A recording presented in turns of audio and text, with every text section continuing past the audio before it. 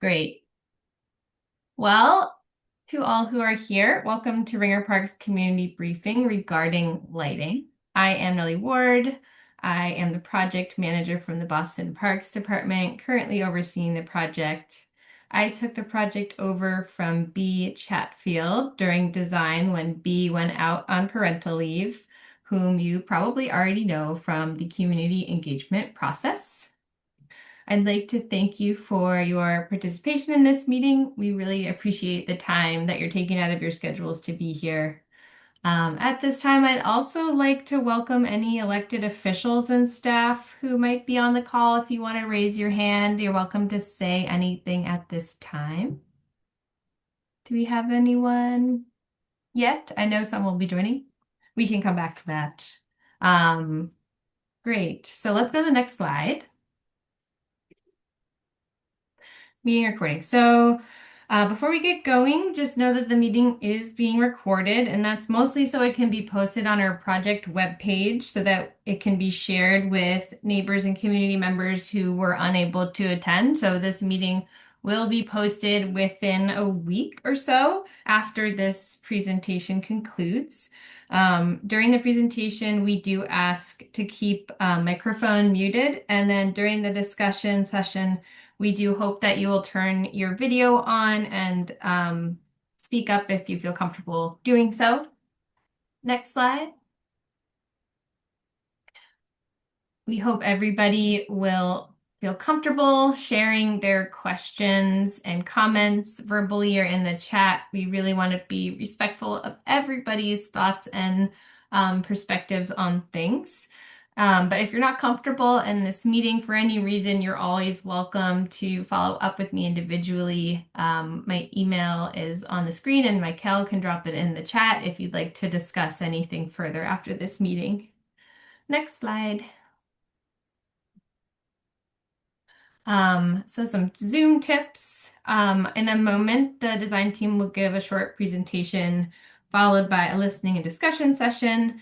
If a question comes to mind during the presentation, you can add it to the chat, but we'll address it after the presentation. You're also welcome to hold until the end of the presentation to add your question. If you're on a computer, you use the raise hand button and we will unmute you so that you can ask your question. And if you're calling in on a phone, you would use *9 to raise your hand and use *6 to unmute. And we can review that if anyone needs to later. Next slide, please. Great. So we'll go over an introduction and give you an update about the project schedule. But the goal of this meeting is really to keep you all in the loop about updates to lighting throughout the park that have occurred since the last community meeting. And I'll give you a brief history of the context for these changes, and then our design team will go through the details. Then again, at the end, we'll have a listening and discussion section. Next slide. So once again, I'm Nellie Ward. I use they, them pronouns. I've been overseeing the project for the past year. We also have Michael McMillan, our wonderful community outreach coordinator from Boston Parks, who's helping to facilitate this meeting. Then we have Jen Roberts, our representative from the Office of Neighborhood Services, and Kyle Zick, our lead landscape architect, who has been part of this project since its infancy, who is here on this call as well, and will be doing the presentation about the details of the lighting. Next slide. Great. So there are several components that go into the park design, including community input, which is why we have our community engagement series, and why we are in touch with ONS and city councilors. But we also have safety guidelines and regulations, such as ADA. We have City of Boston priorities, and then we also have Parks and Rec goals. Next slide. So the City of Boston priorities are family friendly, green and growing, healthy, healthy and safe, delivering exceptional city services, and closing the racial wealth gap. Next slide, please. So parks and rec goals include creating spaces that are accessible to all. So thinking about how all different kinds of users can use our parks and that the features are suited to the best accessibility for everyone, that we have a diverse, balanced, and efficient mix of uses. So serving as many people's interests as possible, that we have a meaningful and inclusive engagement, that we have adaptive and resilient landscapes, so designing for future challenges with climate change, and then promoting connections between spaces and between people. Next slide. So you all have been involved with this project for longer than I have, probably. It's been going on much longer than what is shown on this slide. I know many of you have been involved with the project since before the master plan in 2020. So thank you so much for your continued involvement and advocacy for the park. As you likely all know, we are now in construction of the second phase of the improvements project, which kicked off in 2021. Over the years that followed, we had a lengthy community engagement process, including 4 community meetings before the design was finalized. So construction documents were finalized last year, and construction began last fall in 2025.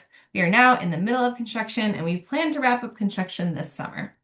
We typically don't hold community briefings at this stage in the park improvement project process, but there have been some important changes and updates that we'd like to share with everyone regarding the lighting.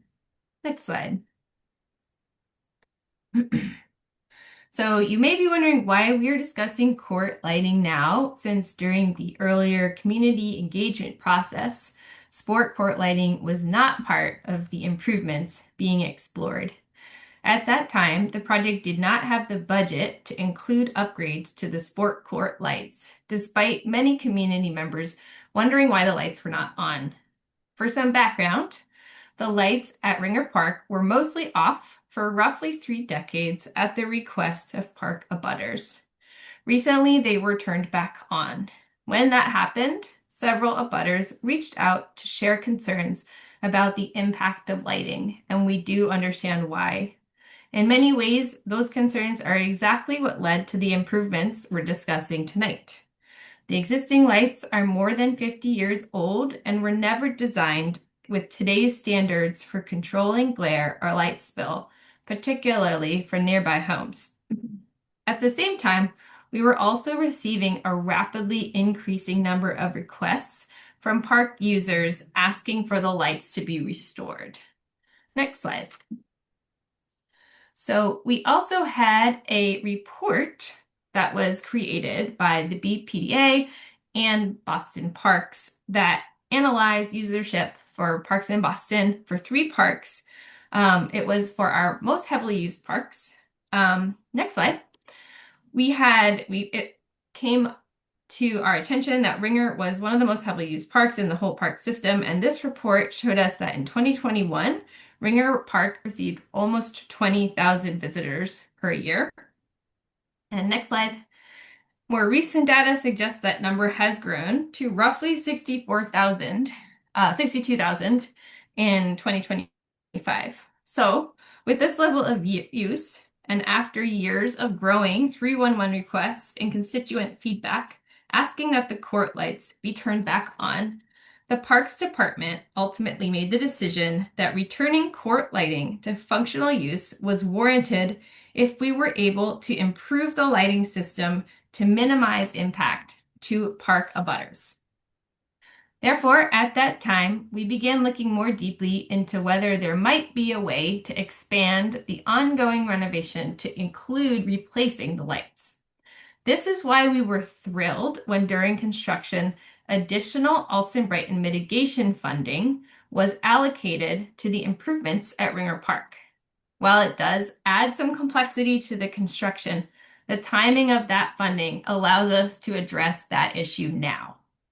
We know that court lighting is desired at Ringer Park, so we are taking this opportunity to invest in making the new court lights as thoughtful and well-designed as possible for both park users and the people who live nearby. I will now pass the presentation off to Kyle, who will review the light plans throughout the park and review the technical differences between the existing lights and the proposed system. We will then explain how the new lights will be operated and finally open the floor for listening and discussion.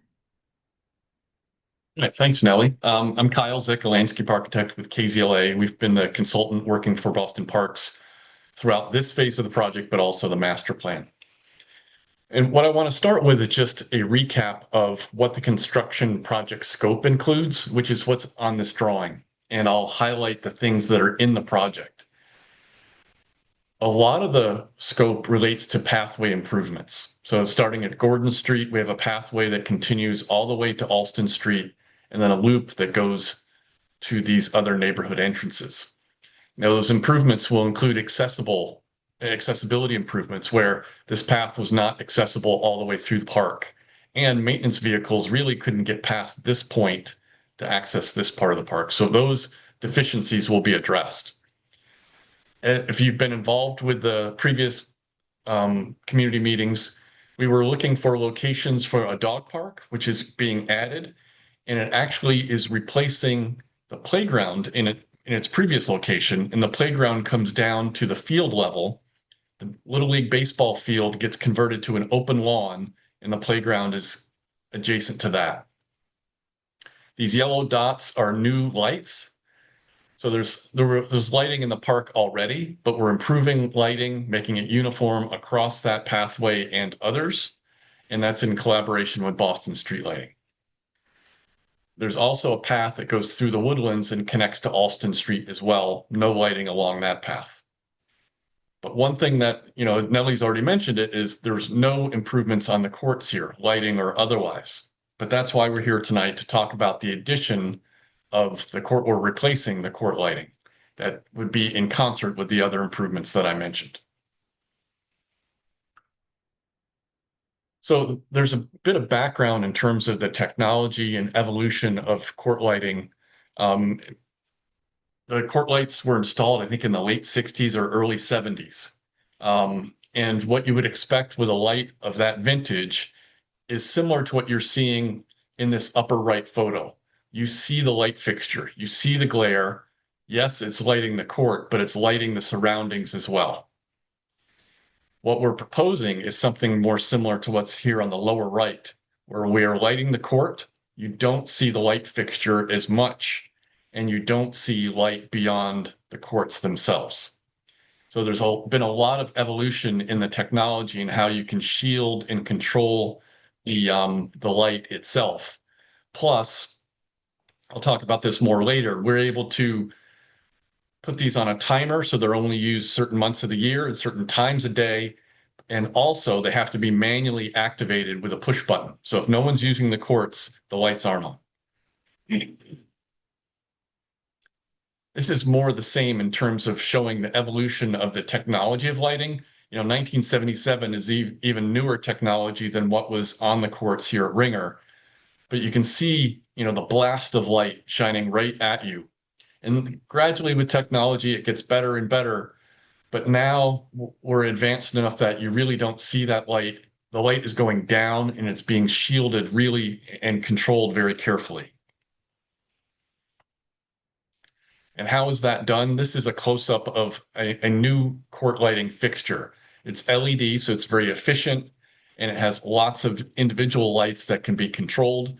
And there's this housing on top of it, basically, that keeps that light only going down and not to the sides or up. So it's important from a light pollution perspective and for the abutters. And then to really reinforce the point, here's an example of older lighting immediately adjacent to new lighting, and you can see the difference in how much glare you get and versus something that's a little bit more controlled.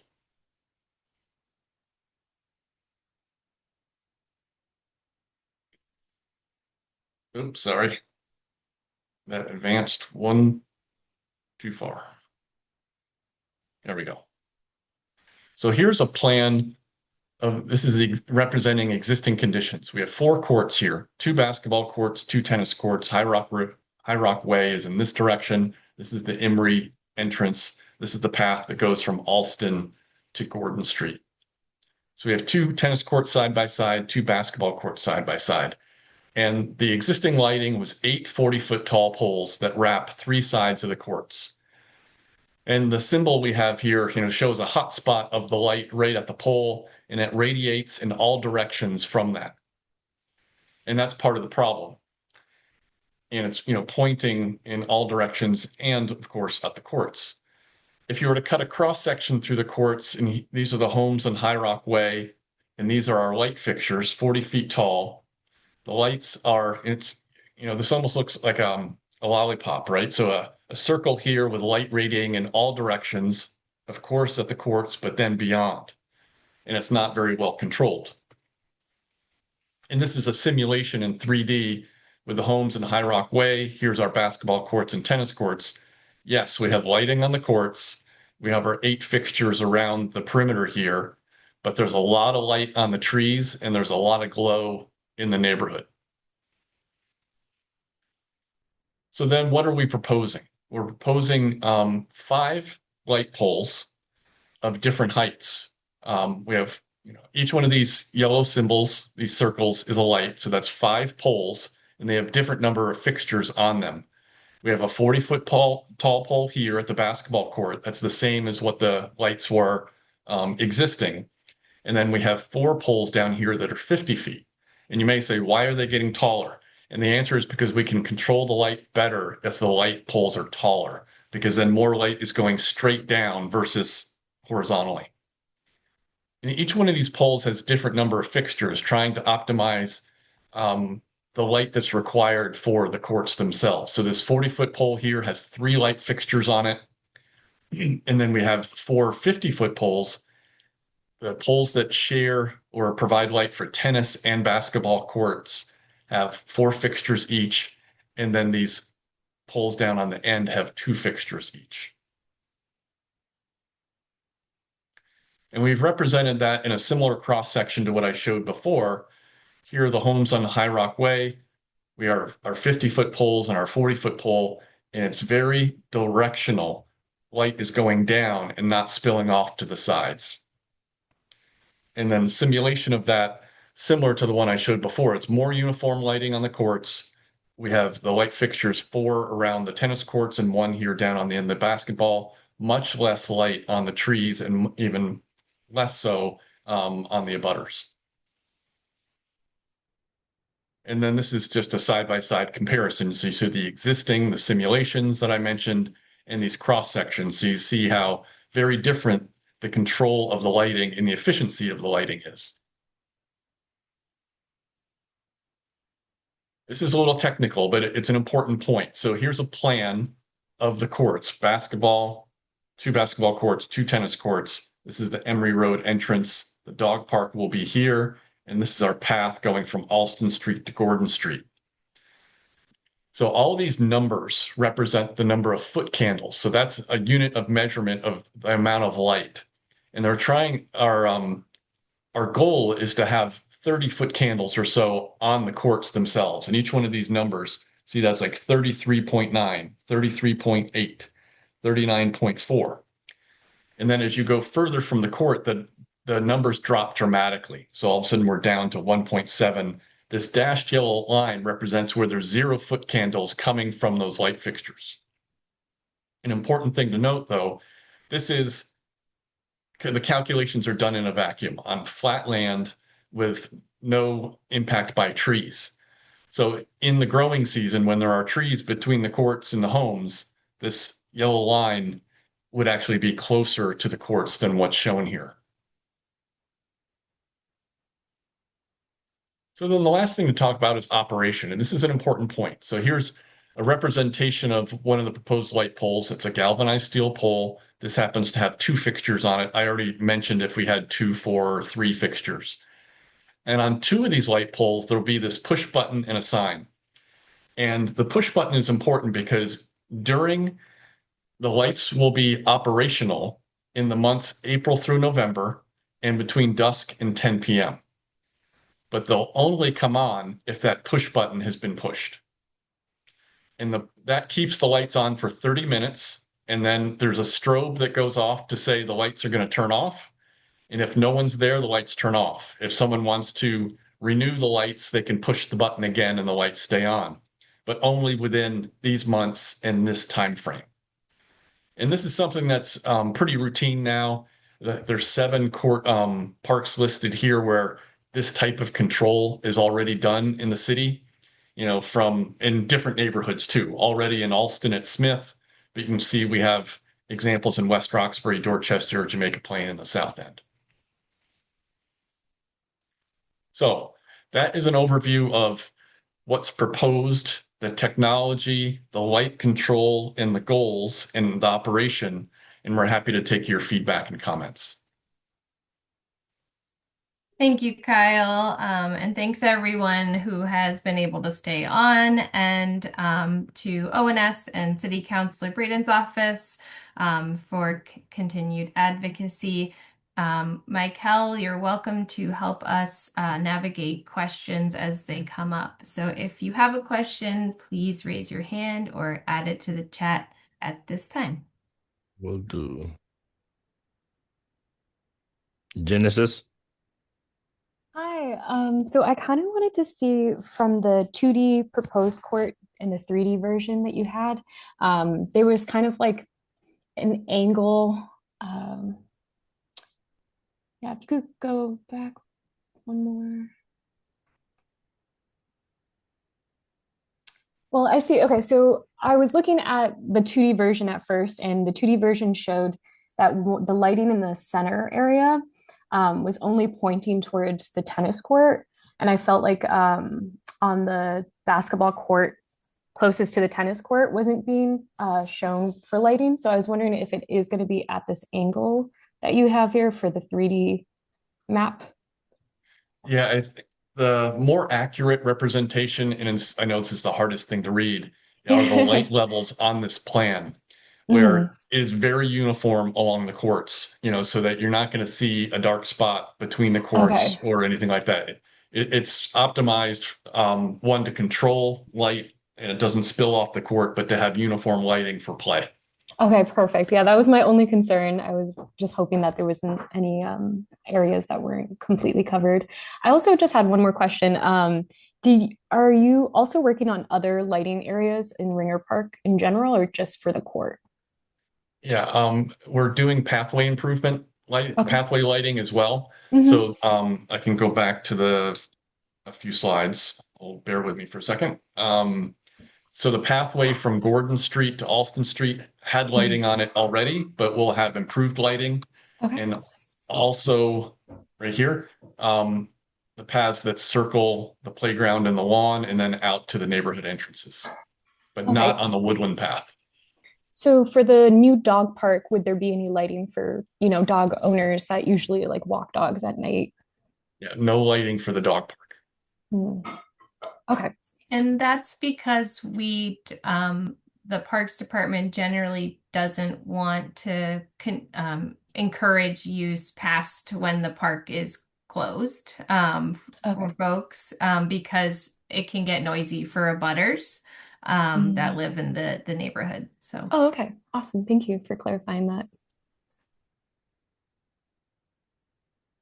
Cyrus.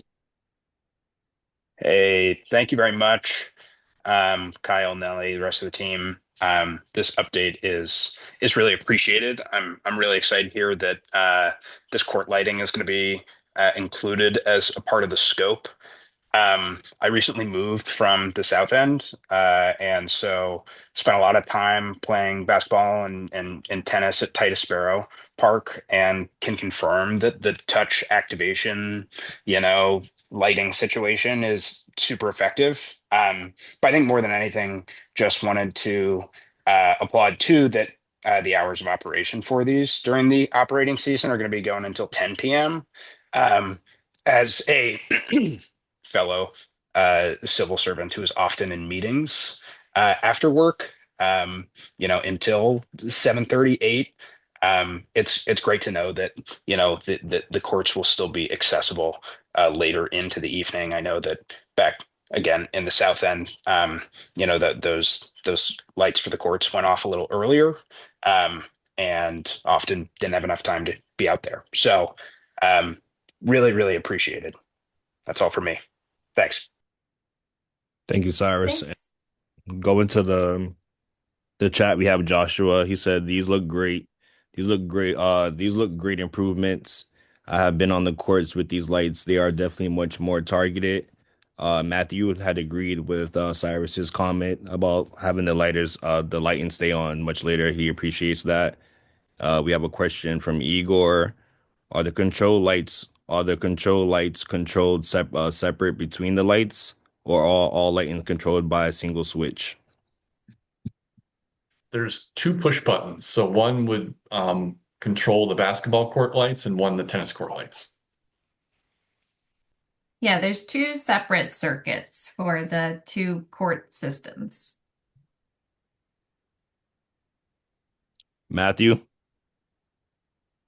Hey everybody. I hope my questions are just quick confirmations. I joined late. Um, Regarding operating hours, is this going to involve like gates and policing, or is it just the way it was before that the lights turn off and everybody goes home? There will be no gates or policing. The lights are controlled by ControlLink, which is like a digitally operated system that the Parks Department permit coordinator has control over. So there's no issues with the lights like being on past when they're supposed to be on. The dusk to 10 p.m. is a citywide standard, so that's not something that usually I understand there's some very rare exceptions to that rule, but that's the standard citywide, and any other range of time has to go through like formal Parks Commission process. I don't know very many sites that have done that. And so yeah, so just the same situation. The entrances are all porous.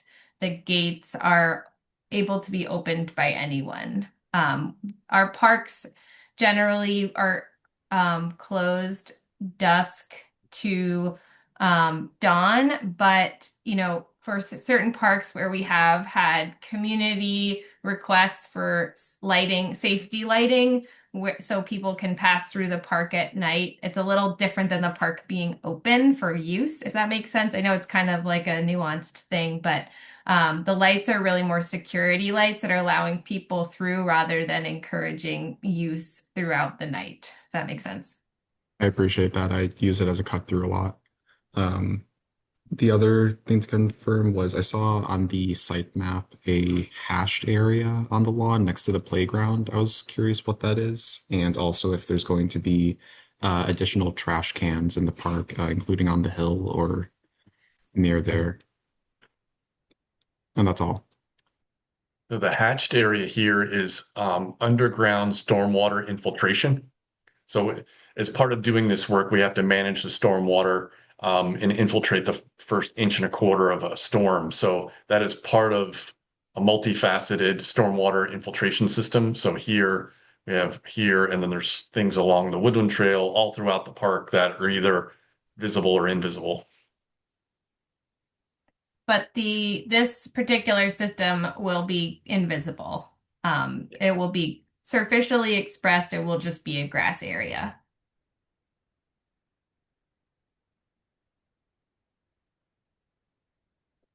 And will there be additional trash cans in the park? Oh, yeah. Thanks for reminding us that Yes. question. Kyle, can you point out the trash cans? I actually can't offhand, to tell you the truth. Okay, Um, well, we have one at every entrance, and I believe there's also at least one in the dog park. It's kind of like a dark black circle that you see sort of near the like main central entrance, and then there's one at the base of the stairs on the left there. So yes, there are trash cans throughout the park, and they're located close to entrances also because it makes it easier for the parks team to regularly pick them up.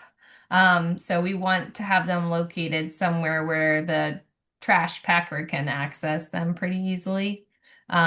So we have a couple exceptions, which is at the dog park, and that's just because of dog waste. But yes, we will have trash cans, and there will be more of them than there were. Thank you very much. Robert, I think Bob has to be unmuted. Let's see. Ask to unmute. should be all set. Okay. There we go. Thank you for the presentation, but more so, thank you for all the lot of work that's going on there dealing with the groundwater, the drainage issues and beyond the court lights. We have lived on High Rock Way for decades and were some of the people that called about the old lights, which were is outdated. And so these look workable, I must say. And so compliments and thank you. And the only thing is, it does say the park is closed. There seems to be a contradiction there. Park is closed on the signs as you come in, as you said, from dusk to dawn, yet you're going to have lights on till 10.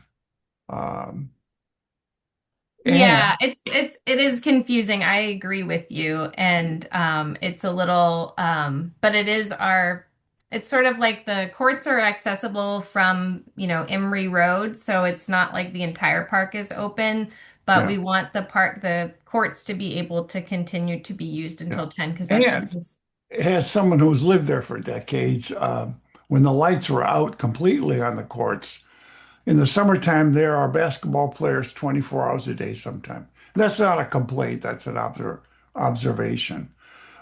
Not big games, but people out there shooting hoops. So less hours for lighting would be appreciated, I'm sure, by ourselves and our neighbors. But thank you for the efforts if it works out.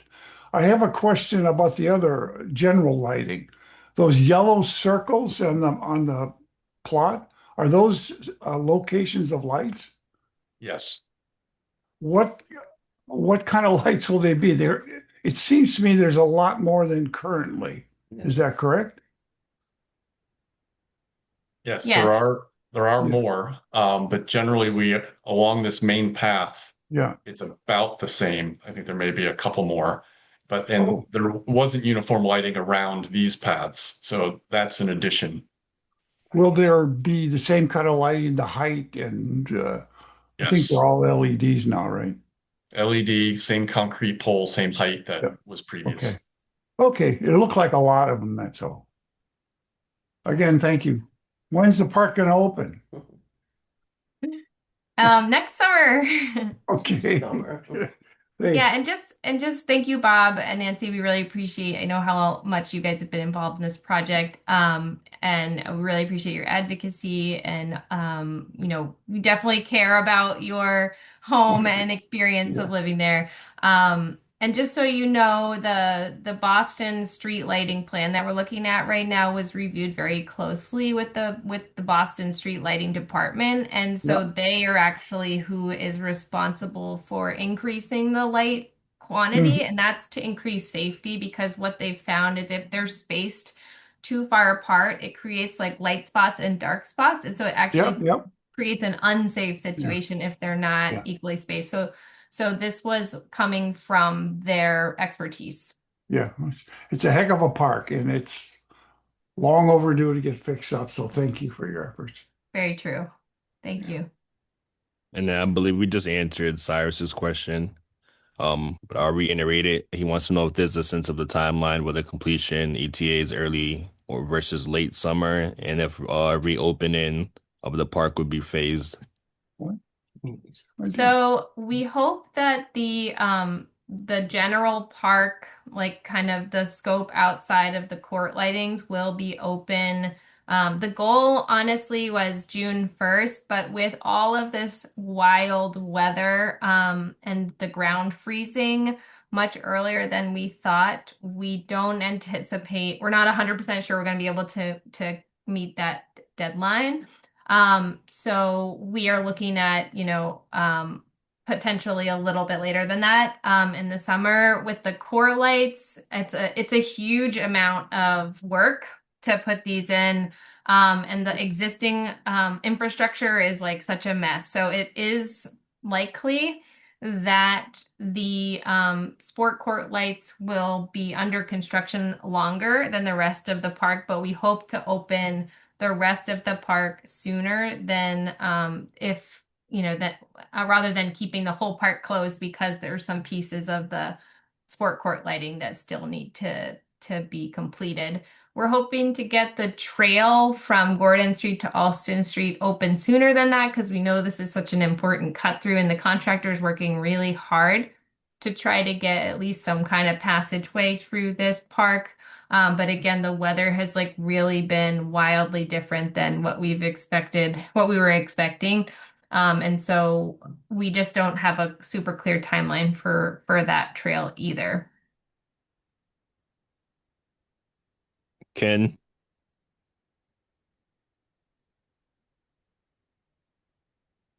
Hi, this is Mike Dorgan. Ken is here as well. And a couple of questions. One is in the preliminary, you had said that there was no plans to do the lighting. Yet now we're actually adding the expense of all these new lights. And my understanding is when you found the electric work needed more work than you originally thought. What are we giving up for this? Like what are we spending? Like where did that money come from, I guess? Yeah, I understand that concern, and I want to make it super clear that the addition of this scope is not taking away from the other park improvements. That package, that ship has already sailed. The amount of improvements that are being funded by the existing construction budget that we have. We received a surprise source of funding in the middle of construction from Alston Brighton mitigation funding that allowed us to be able to afford this additional scope of work that we didn't have at the time where we were trying to assess what we could be able to afford in this project.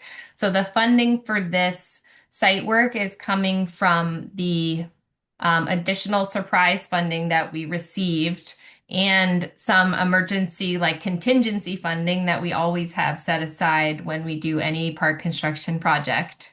So it's kind of just like the timing really was amazing that we were able to address this while we're in construction. And I can say a little bit more about why it felt really important to do it now. And that's just because we could very well have kept the existing lighting system. However, because we're putting all of this new site work in, we would basically be like burying the existing like utilities that need to be replaced eventually under the new site work. And so while it's more complicated to our project, it really made sense to do this now, given that we also had this additional scope of funding come through. So it's kind of like trying to get the most out of the money that we have for this project and deliver the most that we can to the community with the funding that we currently have. Okay, so it sounds like there was new funding and we didn't evaluate other alternatives for use of the money.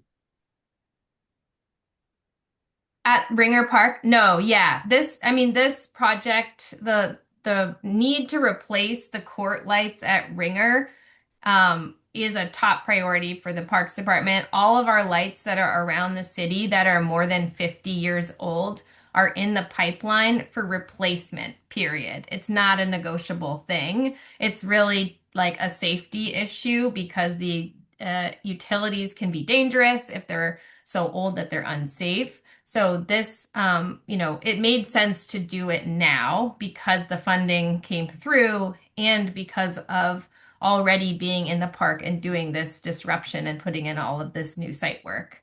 So it's not like the money could have been used to improve the park in a different way. That's not how the funding is allocated. And I think I saw in the comments, but basically there's no lighting on the dog park. And your response to that was you didn't want to encourage people to go into the park after dusk, which is when the hours end. They're supposed to end. Yet now you're stating that you want to have that for, the courts. The other thing is the dog park was deliberately put, I guess, when we were doing this, the sighting further away from abutters. And yet you're putting the lights much closer to the abutters than if you put them on the dog park. And then there's definitely quite a bit more lighting of the pathway. And at least the existing lights, I mean, they're pretty obnoxious because they're light poles. They don't, they're shining. You see them from the side, not just shining down onto the pathway. I mean, are these different, or are they going to be the same as those poles that, and also most, like, they put those in probably like 2-3 years ago, and before you guys started work, probably 50% of them were not operating anymore. So I'll speak to the first point about the dog park. Yeah, so as I was saying earlier, I understand that it's kind of confusing that we say the park is closed from dusk to dawn, even though we have this like security lighting that's What does the law say? I mean, what is the official operating hours for the park? dusk to dawn unless the park is lit for security lighting. So the lighting that is there is meant just for people to be able to pass through. It's not to encourage additional use of the park at night. So the dog park is up the hill. It's like in a wooded area. We don't want to encourage use of that area at night. We don't want folks to be hanging out up there. We want the pathways that are getting lit to be something that's, people will be using and passing through, and not something that's sort of in a sketchy, shady area that you can't really get access to easily. So that's part of why the dog park isn't getting lit either. We don't want to encourage use there, and it's also in a strange location. It doesn't allow people to cut through. It doesn't allow for more security. And then in regards to the light structure itself, Parks doesn't have control over Boston street lights standards. Those lights are their standards. They only install one type of light. They have two different heights of lights, but that's not even up to us either. So yes, the lights that are going in are Boston Street light standard lights. I think you might be thinking of some of the solar panel lights that were throughout the park, which were not totally functional. We actually ended up coordinating with the West End House to have those lights removed because they were very difficult for Parks Department to take care of, and they were non-functional. And as part of removing those, we wanted to put back lighting that we were potentially taking out. And so the addition of the Boston street lights should be seen as a benefit to the park, not a hindrance, because it was made very clear to the city of Boston Parks Department that security in this park and lighting through this park was desired largely by the community.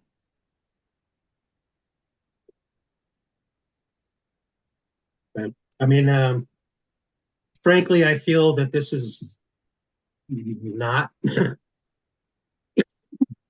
you're not being consistent. You've got to, which invalidates, I think, a lot of what you're stating. And it's clear you guys are going to, run over the neighborhood, and you're going to put in the lights regardless of whatever they always say. But, it does look like it'll be hopefully better.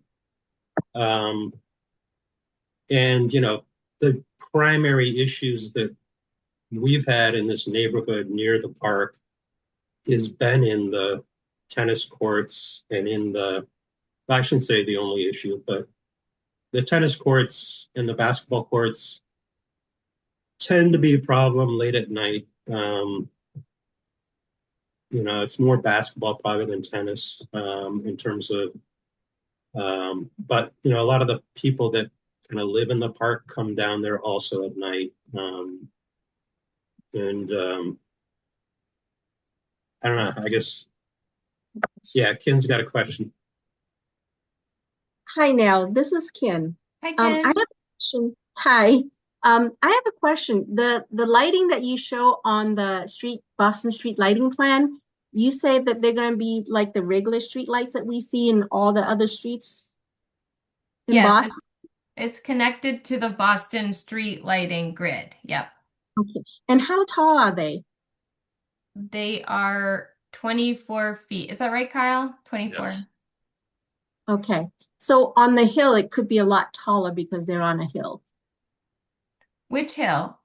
The pathway it's up a Behind the hill. courts. Like Behind the pathway behind the tennis courts? Yes.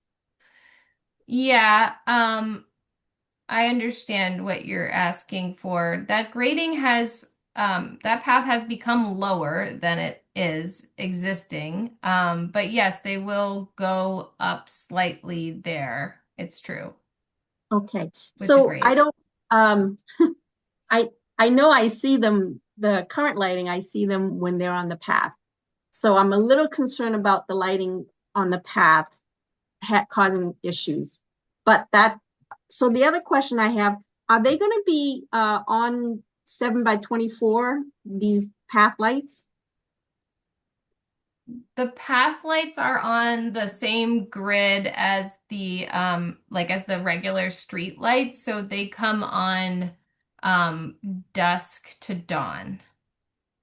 Okay. So these lights so these are the path lights, but the basketball and the tennis court lights with the LED that you showed us, are they there? Those are in addition to what's currently on this picture, correct? What I'm saying is, those three yellow dots that's facing the basketball court and the tennis court, those are not the lights that you're proposing is in addition to those, correct? Correct. Yes. So potentially they could be lights right next to each other. I don't know where they're placed like on this plot, but they could potentially be right next to each other, but one will be aimed at the tennis courts or the basketball courts, and the others will be regular street lights at the path, correct? Yes, and I know it looks like they'll be right next to each other, but this is really like a more diagrammatic plan view, conceptual plan. The in reality, there's horizontal distance between the sport court lights and the path lights. And the path lights, I believe, are facing away from the house. The ones that are on, the tennis court, the houses, the ones that are on the tennis court side that you can see there. If that makes sense. Okay, so hopefully they'll be facing away from the houses, yes? They will. Yeah. Yes. This 1, 2, 3 are on the tennis court side of the path, but that means the light is facing that direction. Oh, good. Thank you. Except for this one. Thank Oh, you. Yeah, Questions that's an exception. oh, to the chat at this moment, and if you have any more questions, we'll follow with you towards the end. We have a question from Molly.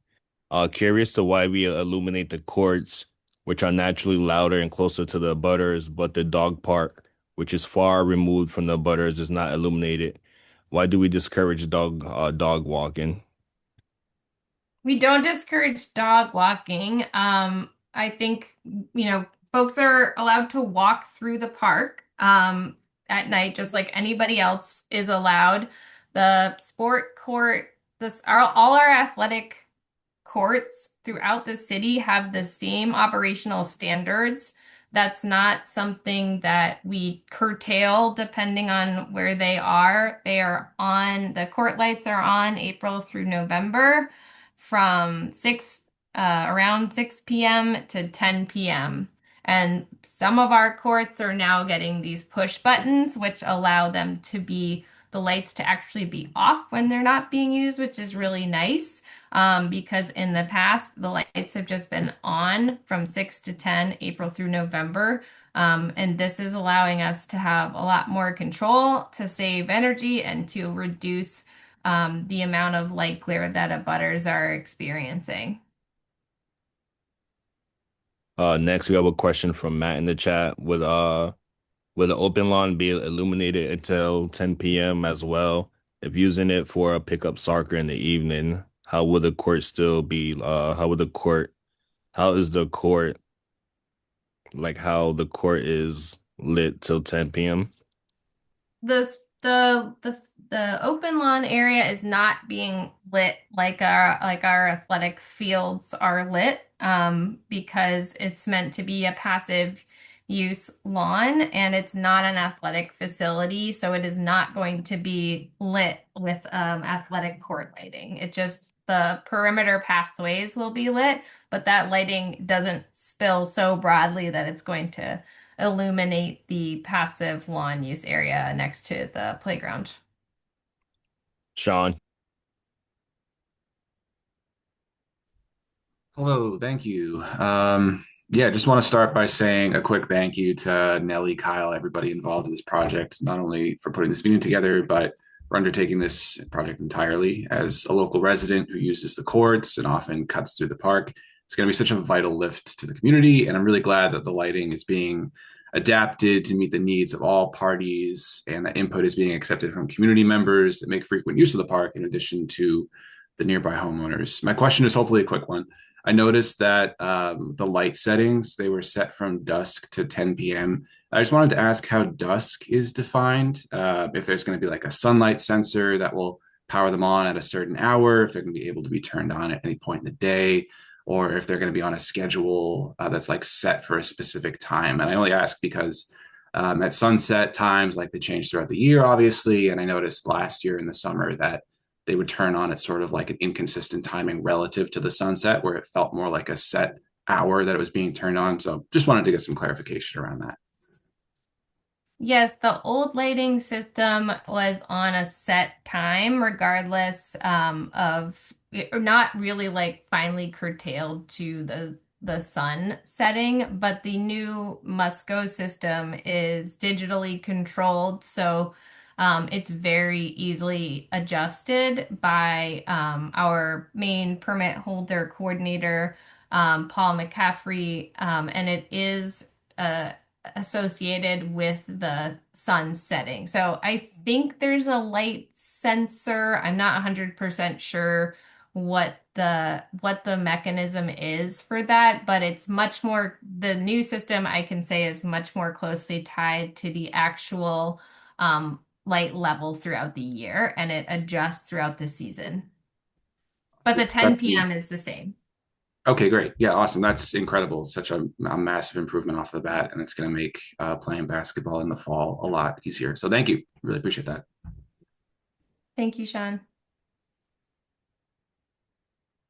We have Joshua in the comments. What are the small circles to the left of the playground? There's is that the splash pad you think that they're referring to? Oh yeah. The new splash pad is going right next to the playground underneath the splash pad label. There's also green circles that are showing here. Those are trees. And then again, the yellow circles are lights.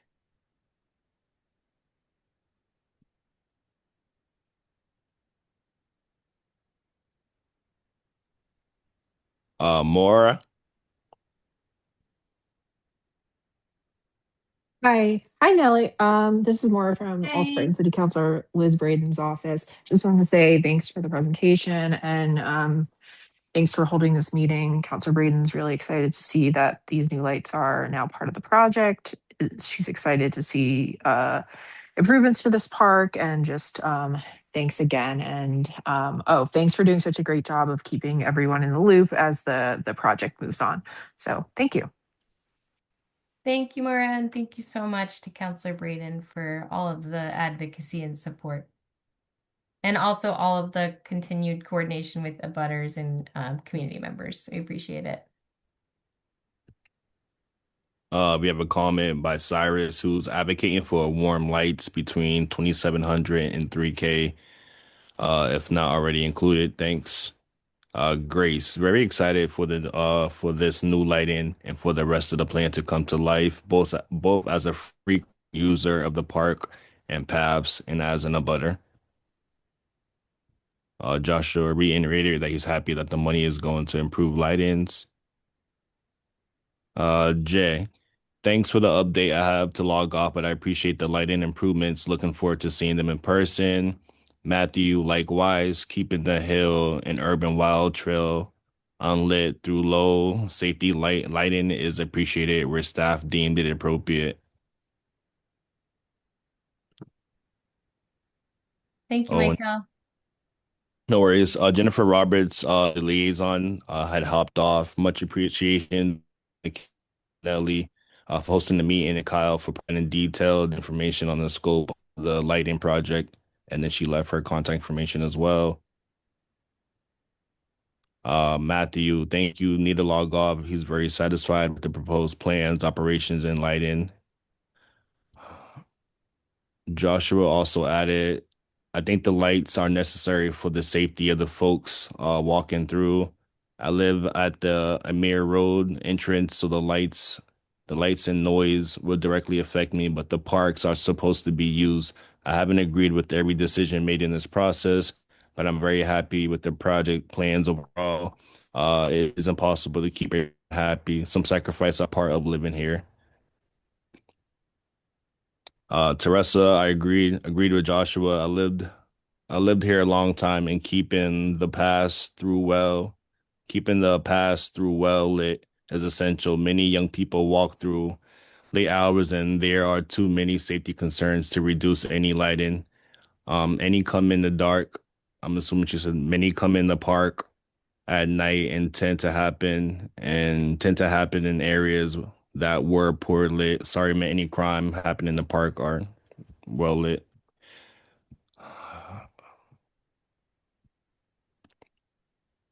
I believe Kayla, they had to log off, so I might have just logged on a few minutes ago. Wanted to just update a timeline for the update on the reopening. So next summer 2026 is the target date for the park opening.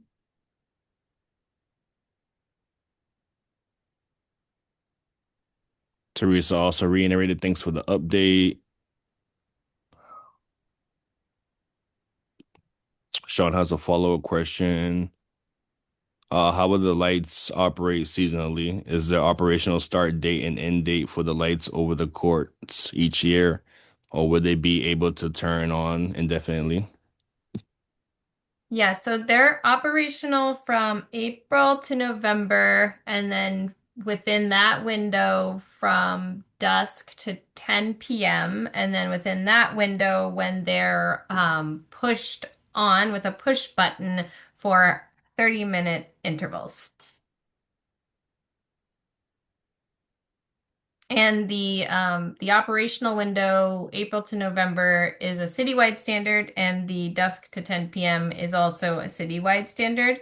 The push button is a new thing. Usually we do 1 hour, but in situations where we have abutters who have had concerns, we sometimes do 30 minutes.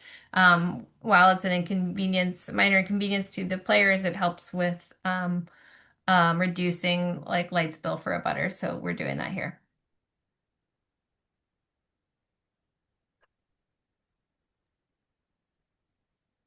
Sean says, thank you, really appreciates it. There's no more further hands up or questions. Ken, if you want to take the floor, it's yours. I only have one other question, but before I do that, I want to thank Nell for coordinating all this and answering our questions. I know this is a really, there's a lot of different people with different perspectives on this, and it's really great to have you coordinate everything. So thank you, Nell, for doing this. I appreciate it. Ken, So my question is, you said that these new lights have been put into Smith Park in Alston? Yes, they're a different height and those are the athletic field lights, so it's a little different, but it's the same style of light. It's a total light control must-go system. Yes. Okay. So not just in Smith Park, but in other parks. Um, how often, I don't know how long ago they were put in, but what are our experience with those? Do they break down often? And do you see any issues or problems with them? And if they do break down, who do we get in touch with? We've had really good success with these new lights. We jumped from like really old antiquated technology to some of the best like state-of-the-art lighting that's available. We have over the past 10 years switched a lot of our lights in courts and fields to this new lighting system, and we really haven't seen a lot of major maintenance issues. The manufacturer Musco is very responsive, and they want to do right by the city because they want us to continue to use their product. So if there are issues, they've been like manufacturing related issues, they've been very responsive, although I don't know of many.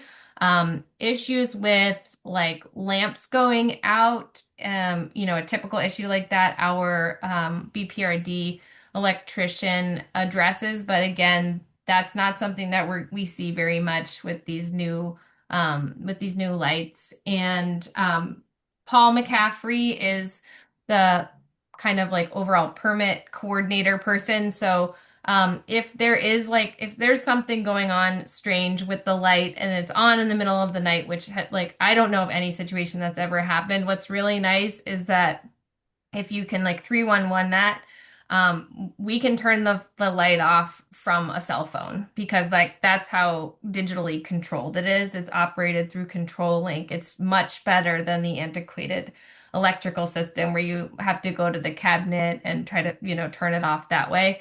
This is controllable from your computer with internet. Oh, excellent. Okay, so that's good. I got my Yeah. answer. Thank you very much. Yeah. I think that's all the question I have for now, but thank you, everybody. I think the lighting that you proposed definitely sounds like it's going to work much better than Yo lighting, so I appreciate that. I think it's gonna be night and day for you guys there with the light spill. I think it's gonna be really different. Excellent. Thank you. Thank you.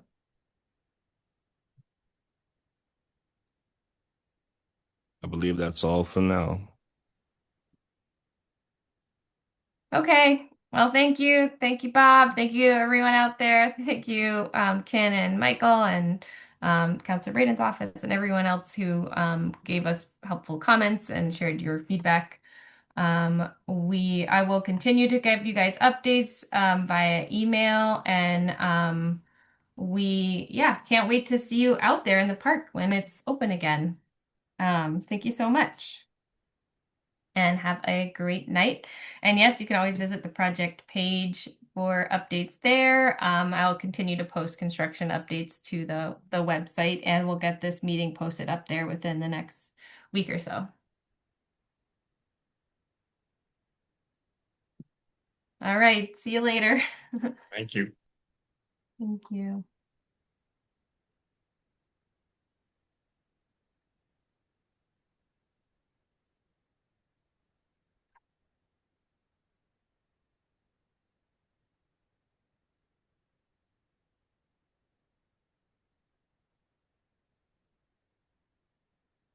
All right, Yeah. we did it. I wasn't really prepared for the whole dog park thing, Kyle. I kind of like smudged that a little bit. Just stop the recording. Okay, it's yeah. I'm not saying anything that we can crop that off.